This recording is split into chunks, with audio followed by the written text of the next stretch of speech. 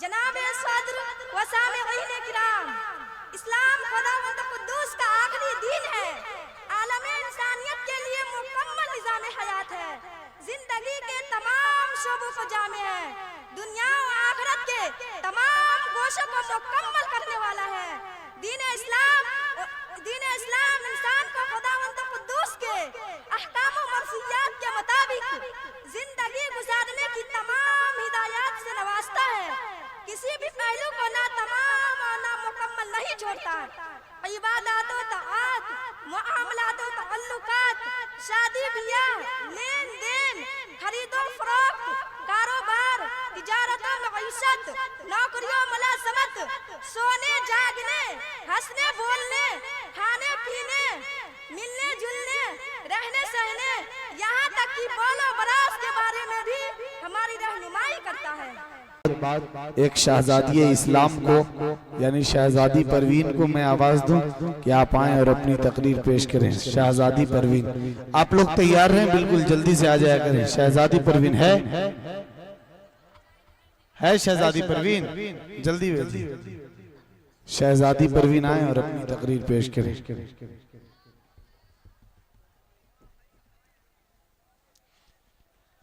السلام علیکم ورحمۃ اللہ وبرکاتہ۔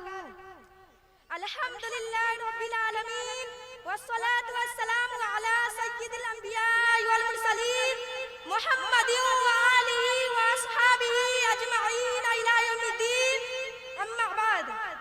جناب صدر و سامعین کرام، اسلام خداوند قدوس کا آخری دین ہے، عالم انسانیت کے لیے مکمل نظام حیات ہے، زندگی کے تمام شعبوں کو جامع ہے، دنیا و آخرت کے تمام گوشوں کو مکمل کرنے والا ہے۔ دین اسلام انسان کو خداوند قدوس کے احکام و مرضیات کے مطابق زندگی گزارنے کی تمام ہدایات سے نوازتا ہے، کسی بھی پہلو کو نہ تمام اور نہ مکمل نہیں چھوڑتا۔ عبادات و طاعات، معاملات و تعلقات، شادی بیاہ، لین دین، خرید و فروخت، کاروبار، تجارت و معیشت، نوکری و ملازمت، سونے جاگنے، ہنسنے بولنے، کھانے پینے، ملنے جلنے، رہنے سہنے، یہاں تک کہ بول و براز کے بارے میں بھی ہماری رہنمائی کرتا ہے۔ یہی وجہ ہے کہ اللہ تعالیٰ نے اسلام کے بعد تمام مذاہب کو منسوخ کر دیا، دوسرے تمام ادیان کے احکام کو ختم کر دیا۔ اب صرف ایک ہی طریقہ ہے جس پر عمل کر کے اللہ تعالیٰ کی خوشنودی حاصل کی جا سکتی ہے۔ صرف ایک ہی دین کے ذریعے انسان اپنے رب کو راضی کر سکتا ہے۔ اگر اسلام کے علاوہ کسی دوسرے دین و مذہب کو اختیار کرے گا تو وہ گمراہ مانا جائے گا، اللہ تعالیٰ کے یہاں اس کا کوئی مقام نہیں، کوئی مرتبہ نہیں۔ حضرات اکرامی، اب ہم ذرا اپنی زندگی کا جائزہ لیں، اپنے حالات پر نظر ڈالیں اور دیکھیں کہ آج ہم نے کتنی مشرکانہ رسومات کو دوسروں کی دیکھا دیکھی اختیار کر لیا ہے، اور ہم کو اس کا احساس ہی نہیں کہ ہم دین کے خلاف کام کر رہے ہیں۔ آج کل ہمارے درمیان کلائی پر دھاگا باندھنے کی ایک رسم چلی ہوئی ہے کہ نوجوان مسلمان ہو یا عمر دراز، ان میں سے بہت سے لوگوں کی کلائیوں میں دھاگے کرے وغیرہ ہوتے ہیں۔ کلائی پر دھاگا باندھنا ہندو مذہب میں رکشا بندھن کی علامت ہے۔ ایک بہن اپنے بھائی کے ہاتھ پر دھاگا باندھتی ہے، پھر ویسے بھی یہ رسم ایک مذہبی حیثیت رکھتی ہے۔ ایک مسلمان کے لیے کسی صورت میں جائز نہیں کہ اس کی نقل کرے۔ حدیث میں صراحت کے ساتھ اللہ کے رسول صلی اللہ علیہ وسلم کا ارشاد ہے، من تشبہ بقوم فہو منہم، جس نے کسی قوم کے دینی امور میں مشابہت اختیار کی تو وہ بھی انہی میں شمار ہوگا۔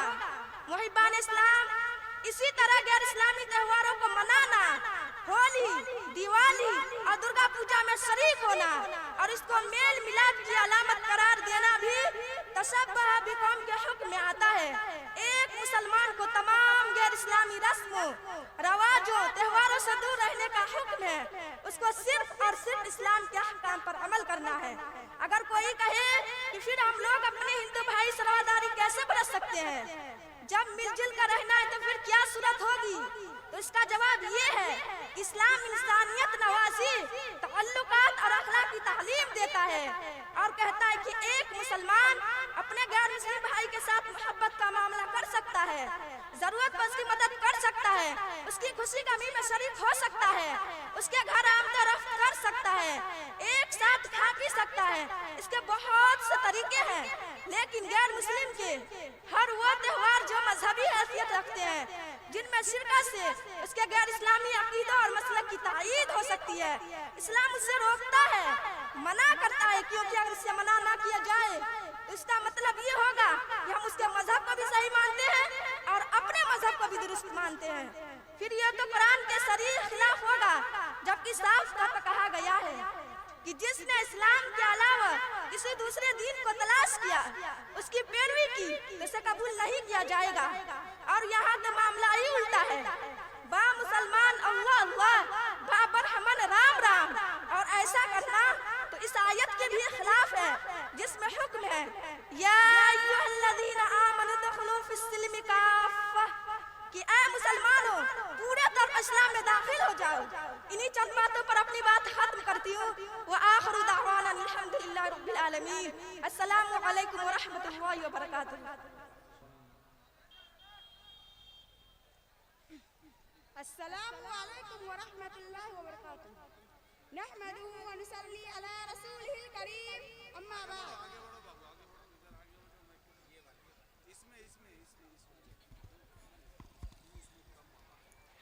अस्सलामु अलैकुम व रहमतुल्लाहि व बरकातुहू। नहमदुहु व नुसल्ली अला रसूलिहिल करीम, अम्मा बाद।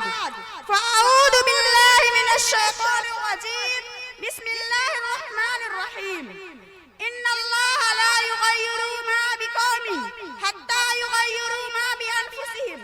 काबिल एहतराम बुजुर्गों और मेरी माँ बहनों, अल्लाह ताला ने हमें ऐसी इज्जत और फज़्ल अता फरमाई कि उसका शुक्र अदा नहीं हो सकता। रसूलुल्लाह सल्लल्लाहु अलैहि वसल्लम की सबसे पहली गवाही देने वाली भी औरत थी, और इस्लाम के नाम पर सबसे पहले शहीद होने वाली भी औरत थी। हजरत राबिया बसरी के बारे में तुमने सुना होगा कि वह ऐसी आबिदा जाहिदा औरत थी कि मर्द भी उसकी इबादत परश करते थे। और आज हम भी औरत हैं कि हमसे 5 वक्त की नमाज अदा नहीं हो सकती, और फिर शिकायत पर शिकायत कि हाय लुट गए, कट गए, पिट गए, हमें ये तकलीफ, हमें वो तकलीफ, ये परेशानी, वो परेशानी। प्यारी माओ और बहनों, अपने किए हुए का कोई इलाज नहीं।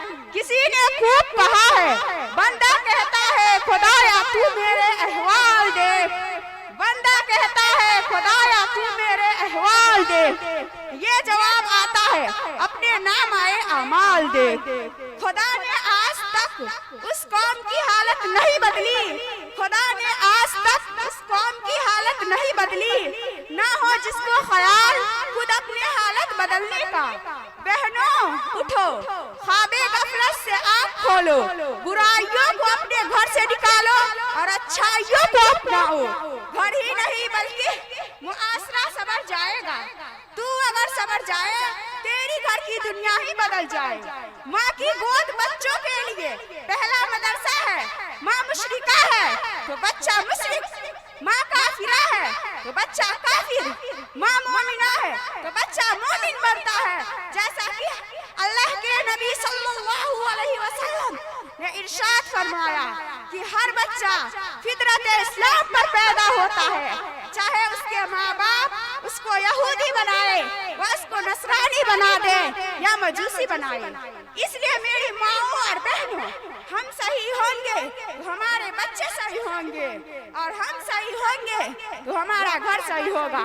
अल्लाह ताला हमें और आपको कहने और सुनने से ज्यादा अमल करने की तौफीक अता फरमाए, आमीन। व आखिरु दावाना अल्हम्दुलिल्लाहि रब्बिल आलमीन। अस्सलामु अलैकुम व रहमतुल्लाहि व बरकातुहू।